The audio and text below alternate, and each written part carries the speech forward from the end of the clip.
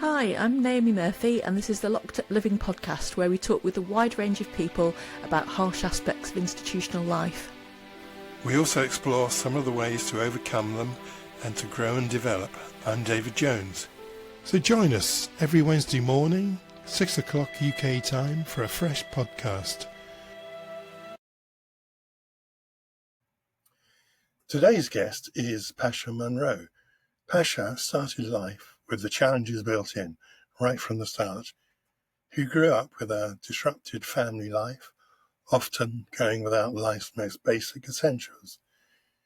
His younger years were spent being bounced between various children's homes, foster parents, and living in refuges for victims of domestic abuse. He could have taken many other roads, many of them clearly potentially negative. However, his life started to change when he joined the Sea Cadets at 12, with the opportunity to learn new skills and work with others. This provided him with a taste for working within a supportive team environment towards a common goal, alongside a sense of belonging and purpose. He was a talented footballer who had a trial for Scunthorpe United, but this ended suddenly as a result of domestic issues. Pasha joined the Royal Marines at the age of 19 and underwent rigorous training to become an elite amphibious fighter. He received his coveted Green Beret and became a fully fledged member of the Corps. Pasha's upbringing and family experiences clearly shaped his determination to succeed. He still had a desire to become a Special Forces operator, and this led him to undertake the challenging training of mountain leaders. Mountain leaders are regarded as the elite within the Royal Marines and specialise in long-range reconnaissance, Arctic warfare and mountain climbing. Pasha excelled in mounting leadership work.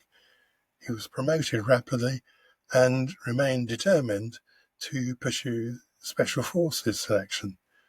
He failed 2 times, but applied for a 3rd time, demonstrating his unwavering commitment to achieving his goals. He did successfully pass the selection process the 3rd time and became a highly qualified Special Forces diver. Currently, Pasha is an expert in risk and security, working with high-profile clients, and he's also a motivational speaker. So, Pasha, very pleased to meet you. Can we begin by you telling us what work you do as a security expert?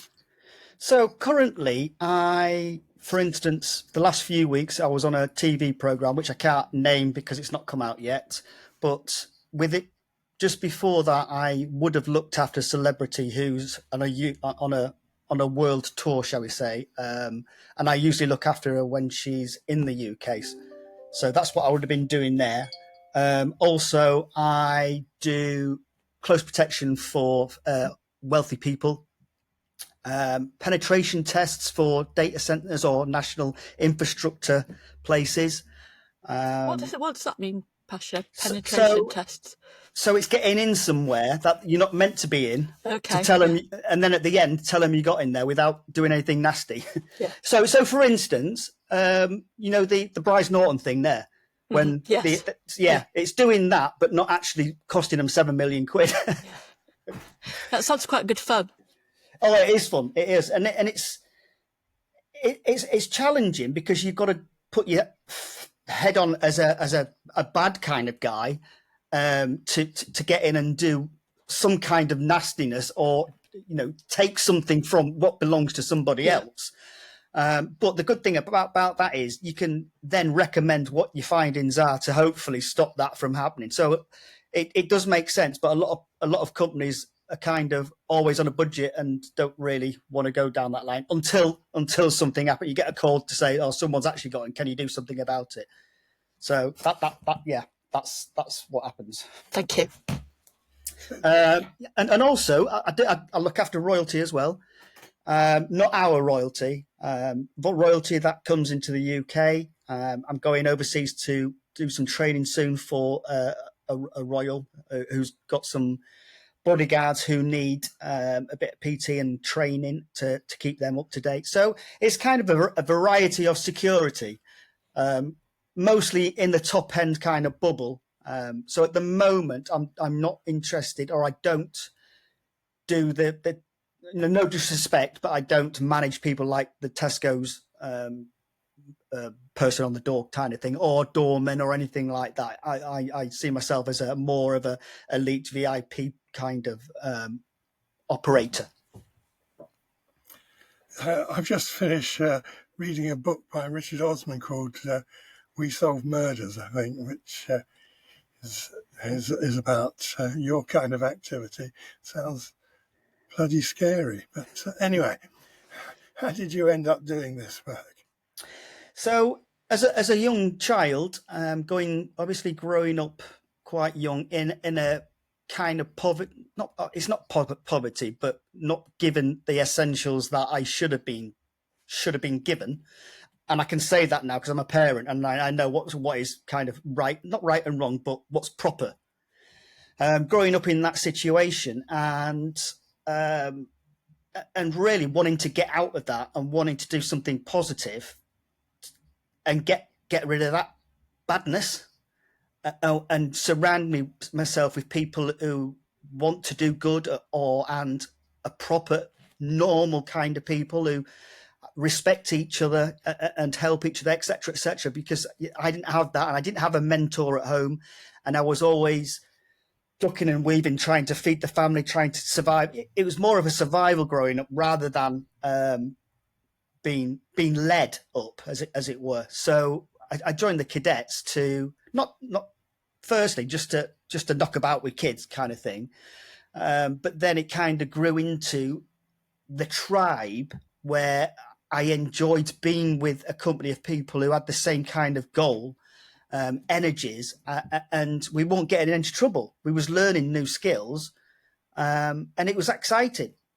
And that's the kind of path I led. That I wouldn't mind carrying that on, because yet again, no disrespect to the place I grew up in, but it wasn't for me the kind of industrial place, factories, shift work. That wasn't me. I was more of an outdoor, hands-on.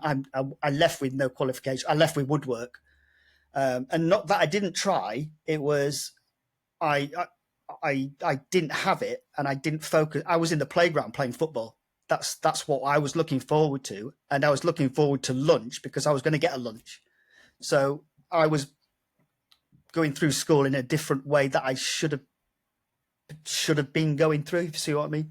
I think, Pasha, you're also sort of hinting at what happens when kids don't feel safe and have their basic needs met, don't have appropriate mentoring and guidance, that so easily those children they can end up kind of like getting groomed by gangs and thinking that they're appropriate role models, and actually the army, the other armed forces can represent a really positive alternative for some people, can't they? And one thing that I've learned as being an adult and messing around and being in the parks with the children and looking at the society, and I'm not disrespecting people, but when you see people in my kind of upbringing, it carries on. The generations carry on, and it's normal. That they think it's normal to get up and not go to school. Then what job are you going to do? I don't actually know. I'm just going to get benefits. Yeah, but that's not, you're not getting paid. But people actually say, I'm going to get paid on Friday. You're not getting paid on Friday. The government's giving you money because you can't, or you don't want to go off and do what we're all meant to do. Look after yourself and everybody that you're at the head of, and it's not nice to look at. And to be honest, it's not there's a lot of it. You'd think there'd be little groups here and there, but when you do walk around, you do see a lot of this. And like no disrespect again, but people don't dress as nice, for instance. But they've got a train of children all dressing the same, and then you're thinking, if you can afford to dress them all like that, why aren't they going to school in the appropriate clothing? And why aren't they having three dinners a day? And the mentoring, etc., if you can afford to buy in the flipping up-to-date trainers. See, I mean, this is very much in the news at the moment, isn't it? And I think what you're saying is that a lot of this needs reframing, really, so that it's thought about in a different way. It's not, and it's knowledge as well, because if it isn't coming down from the above what is right and wrong, then the bubble that the people are in, it doesn't get poked into, does it? Because everyone thinks that's the right way and the way that they should live their lives. There's everything else out of that bubble is negative for them, but they're in the negative bubble.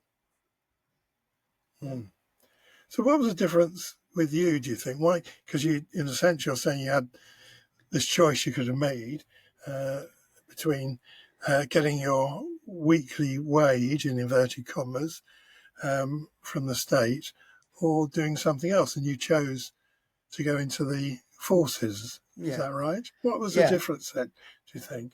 Well, I wanted to be somebody. I was very fit, pretty much hyperactive. And I, without knowing about it, I wanted to put that energy into something that I could do easily. I could easily do something out on a hill, in the field, wherever, and it wouldn't stress me too much. And I wanted to be happy at what I did as well. And not necessarily comfortable, because it's not right to always be in your comfort zone. It's nice to get in and out and get challenged, shall we say. But that's the kind of route I wanted to go into. Thank you. And one of the things that's very compelling, as you've been describing, really, about your story, is the way in which you haven't allowed adversity to hold you back. I think. Sorry. No, go on. Because I've spent a few years now digging in, because once I left the military and I got, quote, a normal job, you kind of get more time to yourself.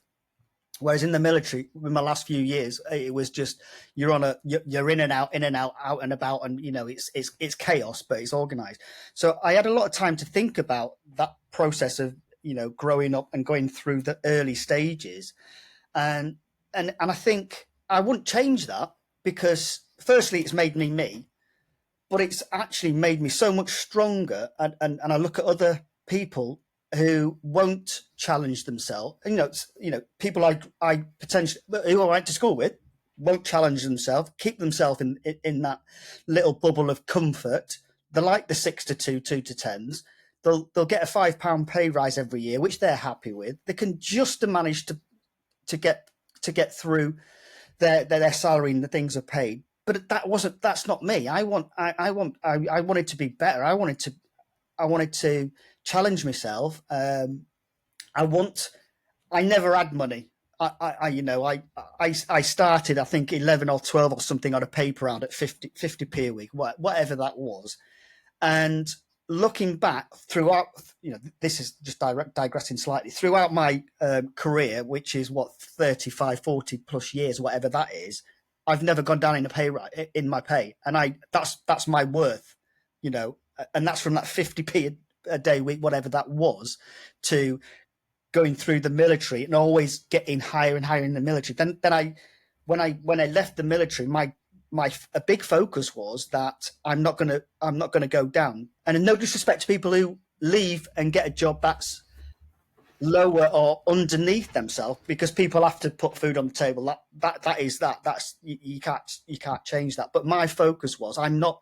All my interviews, I would say, look, I am worth this, and I would say my last role was this, but my salary was that, and I expect to be above that, because what you're getting from me is more than the bloke on the next desk or whatever. So I've always lived by that. And, there's been very tough times, but my toughness wasn't toughness I couldn't pay the bills. It was toughness that to make somebody understand that I'm worth it.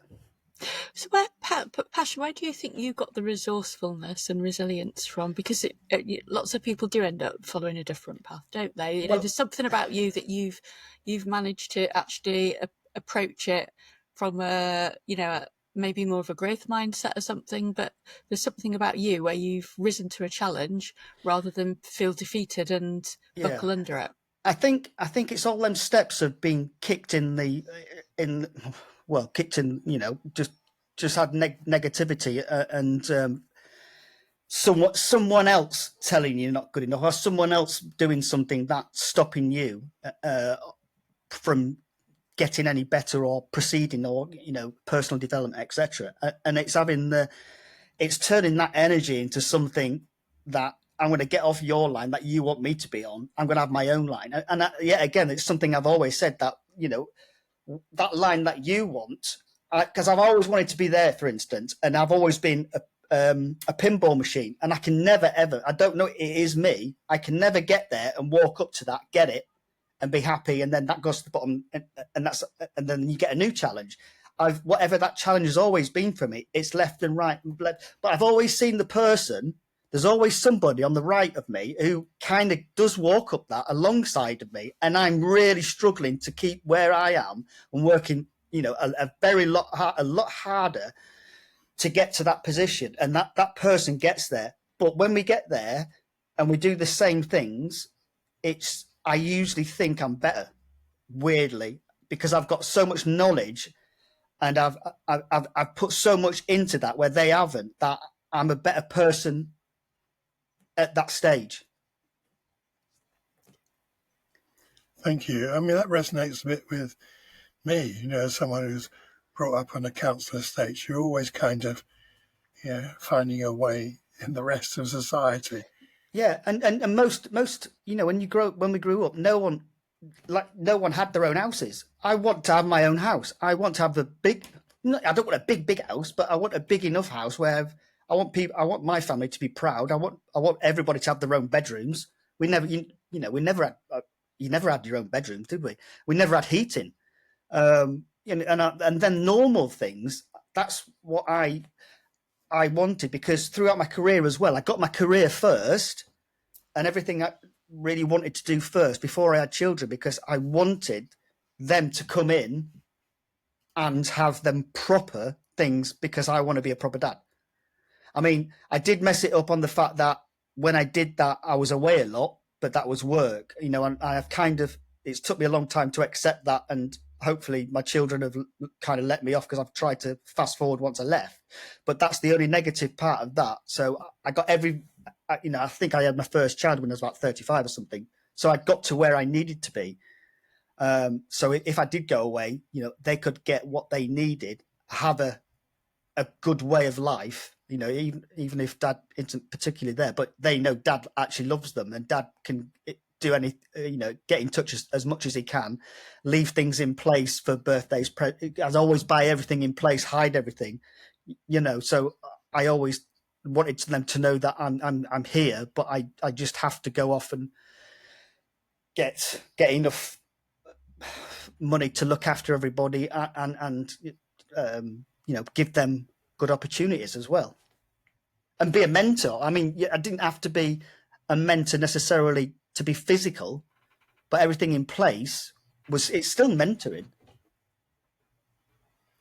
Thank you. What kind of things did you do in the army, Pasha? So I joined the Royal Marines in 1991, and at that time I just wanted to join it. It was very, very, very tough for me. I was a very small, underweight kind of guy, but I was fit, and I could keep up with, and I was in front of most of the time on all the kind of fitness stuff. But that was my main effort, and to pass that training was very difficult for me. Firstly, because even though I wanted to be away from home, it was kind of that bubble of being at home, and not necessarily my family, but everyone around it.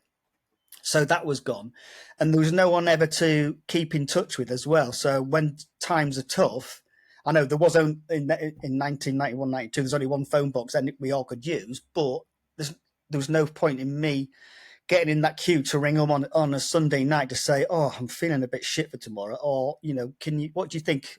How can I attack this? How can I do this? I never had that, so I'd be on the bed thinking of how I can, because I was never flying at coursework and things like that, because I always struggled. Yet again, I left school with nothing academically, so I was struggling. But the good thing about the military was whatever they was telling me to do, they'd show me. So they'd show me how to pack this, how to do that, how to look after your weapon, how to clean it. And yeah, sometimes I didn't get it the first time, and I'd get thrashed, which wasn't a problem because I was fit. That didn't matter. But it helped me take it all on and understand it rather than writing down an essay of X, Y, and Z, because I couldn't really do that, to be honest. Thank you. So you spent time in those special forces, didn't you, Pasha? What was this experience like? And it sounds quite frightening to me. Well, after a few years when I joined the Royal Marines, it was kind of something I didn't think of it myself. It was people around me saying, "Oh, you should actually have a go at that because I think you can." So, oh, okay. And a few times I did try quite early in my career, and I wasn't good enough. I didn't get the criterias. But then, yet again, I went away and thought about it and understood my weak point. And I think a lot of people don't put their hands up and look in the mirror and say that is a weak point. Everyone says, "Oh, they don't." There's always kind of an excuse. I just wasn't good enough at that particular part, or So it was understanding myself and admitting them deficiencies and going away, putting them big pants on, putting the work in, because whatever we do, nothing hard's going to be free. So it's working and working and working until you're in a situation where, right, I have actually got this and I can go for it now. And you look in that mirror and think, on that, when I'm on my own for 10 hours doing whatever I need to do, there's only me. I'm going to do it now because I'm in a better position and I'm confident. And I don't have to think about anything else.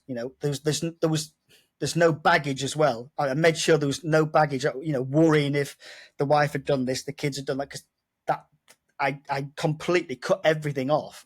And people don't tell you to do that either. That's not a thing. That's an experience thing, going through something tough to get into. And then when I was in that situation, it was tough as well, on that fact that once I'm going through the gates to do whatever I need to do, the family's gone. I've not got a phone. I've not got communications. I'm focused on what I need to do. I'm not focused. I need to come home at the end of it, So it sounds really little, but I believe that's a really big, powerful part of that kind of role, that you need to cut it off and be selfish, and be with the people who you are with, and getting that job done for you all to come home and have that fun time and catching up, because you do see it, some people moving off and trying to get in touch with families and friends, and then they'll come back, they're a bit down because they've had that conversation. They're not particularly 100% on the mindset that we're going to go out in a few hours' time to do something, and they're thinking of the missus, they've just had an argument because whatever, So it was hard, but I think I did it the right way. That, yeah, I cut it all off. I think that was the hardest thing, to be honest, because I never wanted to do that in the first place, because growing up, I wanted to be the best dad. I wanted this, I wanted that, but I had to put the job first. And not a lot of people actually admit that as well. I had to put the job first because I had to come home. Must take a toll on family life, though, I guess, also, relationships with partners and what have you. Oh, absolutely. It's, you come home, you've just been doing some not always good. It's good things as a soldier, but it's not good things as a human, shall we say? Yeah. To come home with thoughts and trying to process things, and to be a family man back in your family lane, doing your family stuff, and a day or two before you was doing something that's not kind of normal. So it's trying to process, and a lot of time I didn't process that, and I hid it. And later on in my career, it kind of came to a point where it all came flying out, and I had to get some professional help.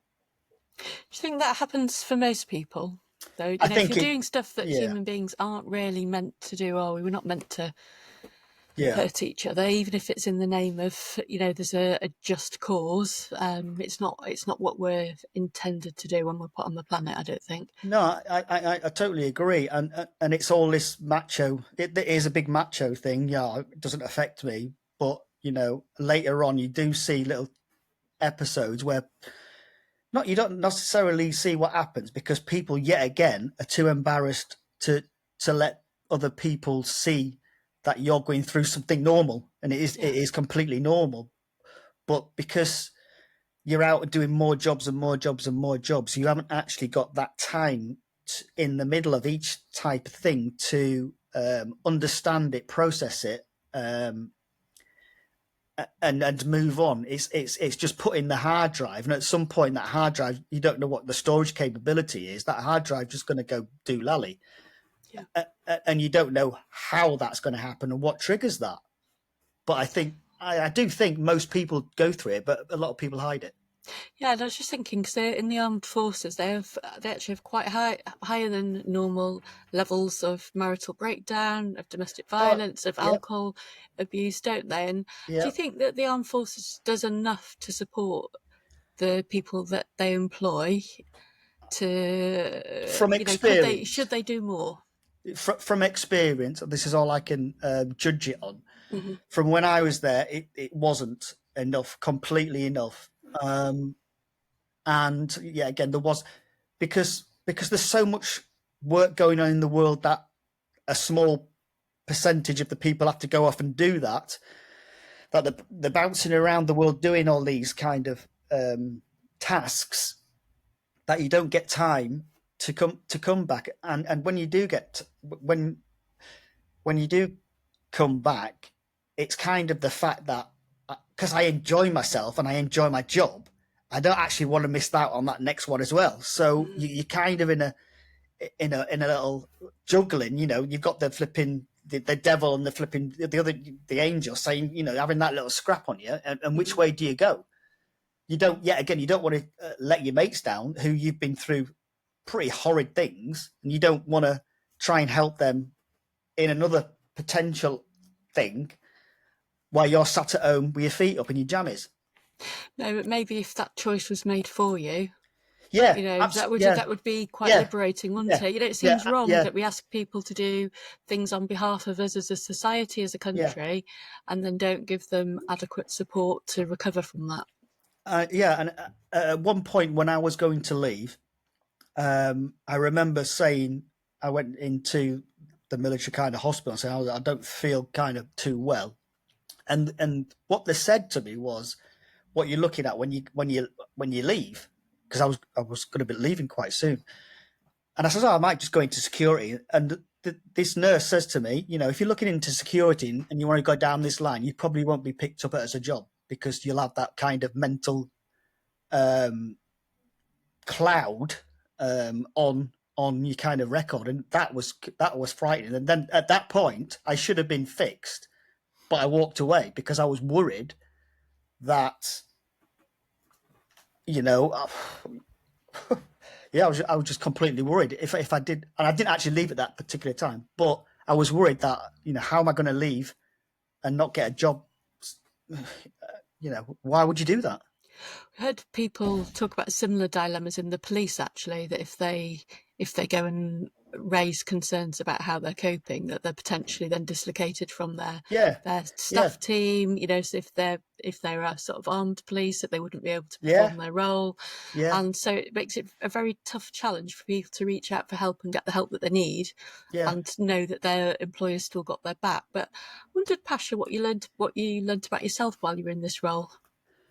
I learned a lot that the things I wanted, i.e., it was making me stronger to be a family man because I was away so much.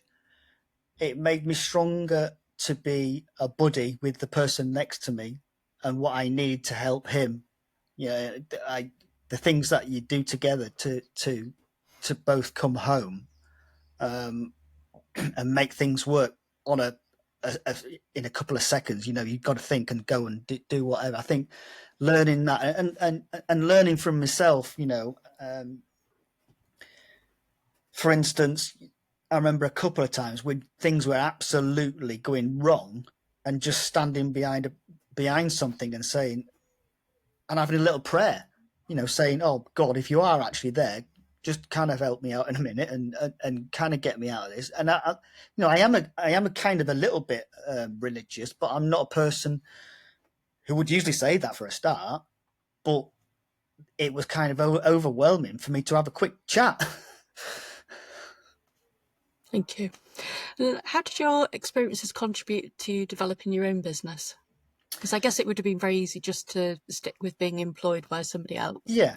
So when I actually, just before I did leave, my intentions was not security at all. I wanted to be a civilian.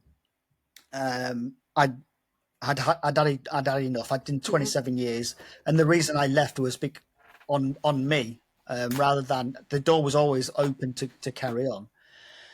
And so I went out and was a project manager for wind farms at the time, in 2019, and it was great, but the spark wasn't there. The office kind of environment was very difficult to talk to people, because we're not used to talking to people properly. So you're kind of on a couple of seconds behind everybody, because you've got to think about how to be polite and have manners, because we don't talk like that where for the last 20 odd years. So that was very tough, and as well, talking to females.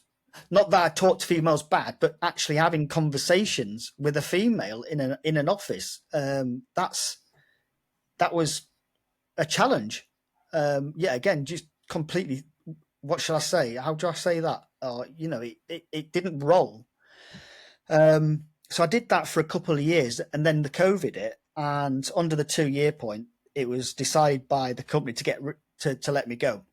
I was on quite a good wage, and for them to save money, it was kind of, you're out first, which was fine. But all through the time I was doing the project managing, as I was always networking, I was always keeping in touch with people, and I think that is a massive thing that a lot of people don't do. When they're comfortable in a job, they don't carry on their networking. They're keeping the foot in there, looking at opportunities over here. I think people get too comfortable, but in this day and age, you do get a kick in the so and so that all of a sudden you haven't got a job and you're not bringing that money in to look after your family. So I won't say I was lucky, but I kept on doing that throughout the project manager. And then when I got my kind of gardening leave, within a week, I put it on my socials that I'm looking for work, and I got another job straight away, and that was straight into security. And I didn't need to do any kind of coursework. It was, where you're from, what you done, right? Are you ready for an interview, kind of thing. So it was easy for me to do. And having been out in the civilian population for 2 years, it was quite a little bit comforting. I was going back to guys I used to work with as well, so I knew it'd be easy, and I knew I could do it, even though it was for royalty. That was just, but royalty. I treat people as you and I. So what? I just have to learn to talk a little not nicer, but a little. I've got to learn your big words. That's all it is. And be more courteous and open doors for people and things like that. But yeah, I just went straight into security, and it worked for me. And then I kind of carried it on, because I thought, I'm all right at this, and I've got a lot of respect out there looking towards me, and I'm kind of wanted as well. So that was kind of, well, I may as well stay in it, because firstly, I can't teach myself any. I ain't got time to, because I'm the breadwinner. So I need to constantly keep the family, the estate going, as it were. And it sounds quite a niche form of security in terms of the clients that you're working with. Are most people doing security work approaching it the way that you do? Is there something different about what you're doing which has enabled you to be successful with that segment of the population? I think it's because of my background, being from the military absolute helped where I popped into the civilian market. I popped in at the highest point, and it was the employer was happy from my CV where I'd come from, but because at that point I had never done any protection security in the civilian kind of world, but the CV kind of bumped me right up there, and recommendations and people talking, oh, I know him, and it's all about the recommendations and the networking and getting backed up as well. Pasha, I'm just thinking that, I mean, not every area of security work is totally honourable. It seems to me that tends to slip into the area which people refer to as being mercenaries, I suppose. And you must have received offers. How do you keep your own moral compass? So the way I work is, now I'm a family man, and I'm a civilian. If when I was in the military I was told to do something, then I kind of had to do it because there was a reason, and there was a chain all the way up to the boss, who is literally the queen. That was my job, and that was my task. Here is different because nobody's going to protect me above me. I'm on my own out here, so there's actually a law, and I have to abide by them. But I wouldn't put myself into them situations now, i.e., having said that, I have been to Ukraine a few times looking after news teams on the front line, but that's protecting people rather than going off on the front line and doing frontline stuff. So yeah, I am happy about being on the front line, but I'm not pointing towards the other side. Do you know? Yeah, I see what you mean.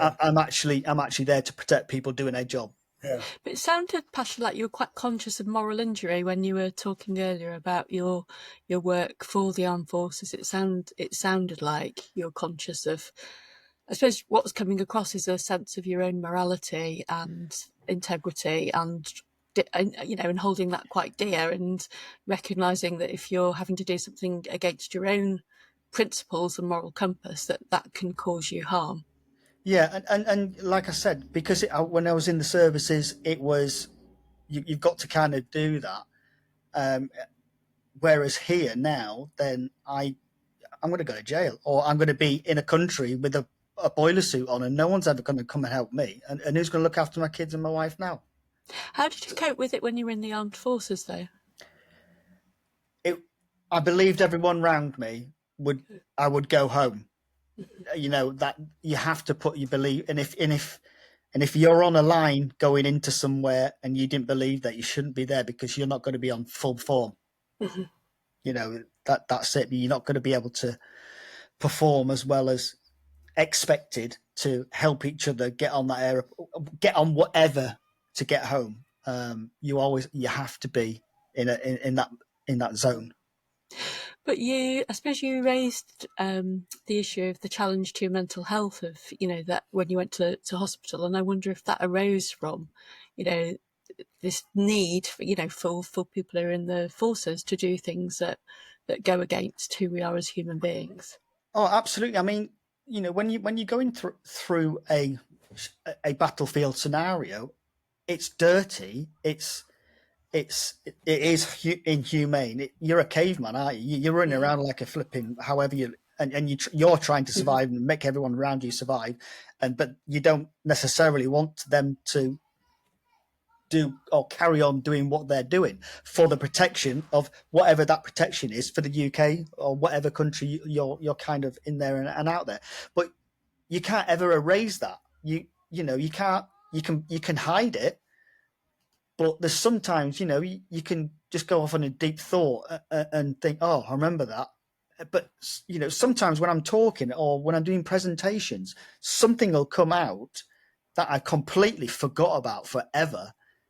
And most of the time as well, so for instance, tonight, I'm probably going to have nightmares. It's really weird because something triggers something, and I'll have a nightmare, and it's kind of normal. But in normal life, I won't.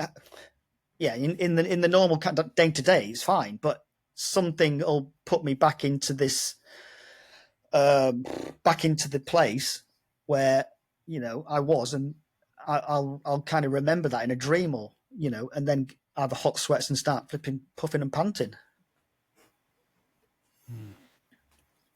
Is that something you have to be a bit wary of, do you think?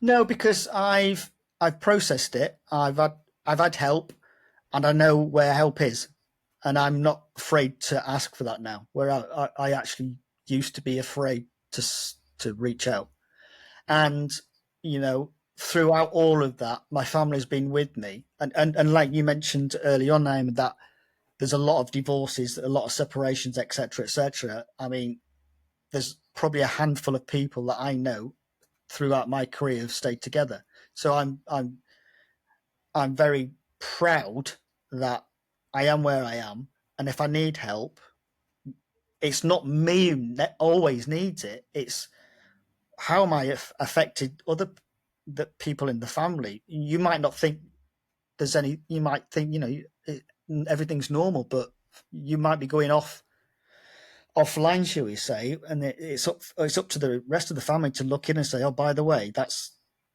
not you. Just go off and take the dog for a walk, come back, or go and speak to some, but sometimes you don't actually know that until the close people around you, tell you. Sounds like you're very open to getting that feedback from people that Yeah, you're not as you should be. no, yeah, and I think it's very hard for alpha males to do that completely. People are too hard to do that, but it don't work because at some point you're going to be broken.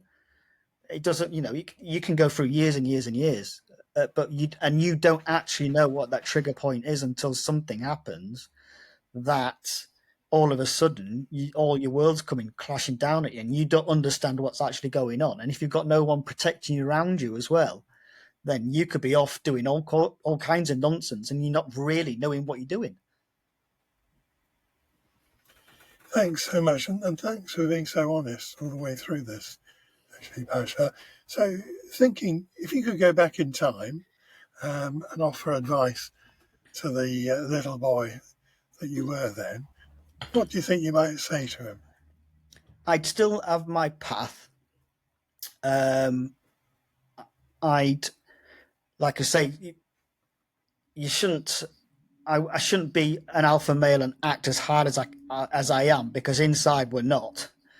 If you can let me in a bit, or I can let you in a bit, then the world's a nice. We can all be nicer people, but we protect that. And I think that my armor was from my upbringing.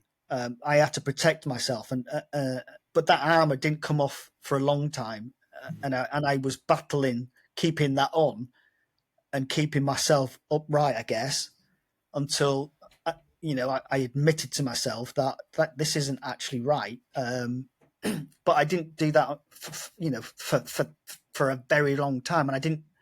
It wasn't anything that I could sit down and talk, because nowadays you can have, podcasts, and you can talk to people, or you can talk to people and without them knowing who you are, etc., etc. So there's a lot more things where you can kind of do that. But yeah, I wouldn't change that bit. But digressing, the only thing I'd say to myself is when you join the military, get on that mortgage, because I'm still paying a mortgage. Yeah, but that's digressing. But no, to be honest, I wouldn't like to see me looking at what I would have come from in a nice family cotton wool upbringing, because I wouldn't be anywhere near. I don't even know where I would be now. I'd have polished brogues sat under a desk. I'd have a completely different line. Thank you very much. So one of the things you do, Pasha, is you do some motivational speaking as well, don't you, around the Yeah. issues of men's health? And I can imagine, given the quite a macho background that you have, in terms of you can't get any more macho in terms of the job that you've done, that must go down quite powerfully, I guess, when you're talking Yeah. about reaching out for support. And absolutely. And one thing I've also started doing is going around schools and talking to schools, because weirdly, since I've been, quote, coming out and talking about stuff, it's because I'm a man of color. People have been getting in touch with me with color and saying they didn't think they could get into the military. They didn't think they could have them steps in the military. They've never seen anybody do them kind of things, which has been very, very rewarding for me. But then I've started to try and give my knowledge and experience and mentorship to these kind of people, and I find that very satisfying. And also in these schools as well, just saying to kids, if you've got a big heart and motivation, you can do anything. It doesn't. I'm not telling people not to go off and get qualifications, but if there's something up there that looks completely out of reach, it isn't. It completely isn't. There's a way to get there. It might not be the normal way. It might not be, quote, the right way. And you might get a bit of stick for going offline and doing it a different way because the person next to you did it the right way. But who cares? You got to it. If that's what you want out of life, and it always happens when you see these people do that. When they get there, they want something else. That goes to the bottom of the pile. And like, right, what's next? Where can I go? What can I do? So I think, and I enjoy getting out and talking to people about that because, I never had a mentor. I never had a dad to ring up. I never had anything, and I think that's very important nowadays because there's so much chaos and mush going on about that. If you haven't got that help or guidance or just someone to talk to that's going to have your back, then we're not really pursuing our excellence. We're not developing ourselves. Yeah, I think you're talking about something really important there in terms of the importance of role models for teenage boys. And, we've had James Wong from Band of Brothers on. There's groups like Lads Need Dads, but all these organisations are doing really important work, as you are, in terms of trying to make sure that people have got access to good role models. And it's really important, as you say, for boys of colour to be able to see that actually you can also have this kind of life ahead of you. And that that wasn't a way I was going to go down as well. It kind of came to me, and people, because I'm kind of open on the internet, and I don't have closed like posts or anything like that. I say it, and I guess everyone can see. Then people come up to me and says, "Oh, that's kind of how it happens." Yeah, brilliant. And you've spoken very candidly about reaching out for support to help cope with some of the challenging experiences that you've had. How do you look after your well-being more generally? I have to do some kind of physical activity, even though I'm at the age I am. I have to burn, not calories, because I'm starting to not burn calories at this age, but I have to get rid of some hyperness during the day that puts me in a good stead to actually be able to sit down and relax without.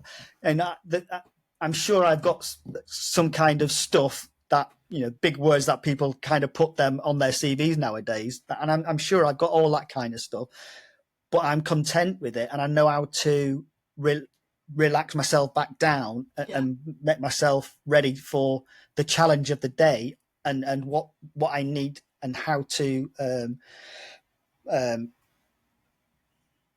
put myself forward and mold myself for whatever's going to come in. One of the things that's really come through from this interview, Pasha, is your honesty with as much with yourself as with other people. I think just that the sense of being honest with yourself about where you are, but also knowing yourself. It's been really, really fascinating to listen to you and the experiences that you've had over the course of your working life. So thanks very much for coming on and sharing them. Thank you. Yeah, indeed. Thanks very much indeed. It's great to meet you.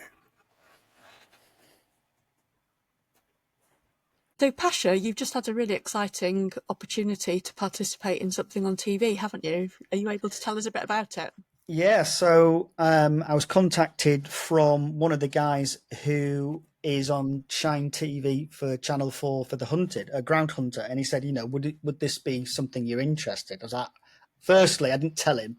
I don't actually watch it, but I kind of know what it means. And I was like, yeah. So I actually went through a pretty much brutal, well, not brutal, a 6-month kind of process to get the thumbs up. That it was only a week before it happened that I was on. However, I went down there. We had a few days training. Being in that world and how things, yet again from the beginning of this podcast, me, 8 stone me flipping little half chap from Scunthorpe. I'm going to be on TV, So I was absolutely buzzing. Did the training, and from day one, the feedback I've had, they all enjoyed working with me, and from the office, from me chasing people, I kind of got excited and a bit too not too. They enjoyed my energy. That's the professional way they said it. I was just hyper, running around chasing everybody and thinking I'm some kind of, I'm chasing spies, something from my old world. It was kind of a Benny Hill kind of moment from that. I'm allowed to do this, running around and jumping in places and hiding in bushes, and it was absolutely amazing. And for 3 weeks doing this, driving around the whole country, chasing different people, going to people's partners, wives, husbands' houses and interrogating them, and leaving devices, listening to them, and following their vehicles, etc., and finding out more information by different sneaky ways. It was absolutely amazing. It's like I was getting paid for it as well. It's amazing. Sounds like it was really good fun. Yeah, I really enjoyed it, and yeah, I think I might start watching it. Thank you. Excellent. Brilliant.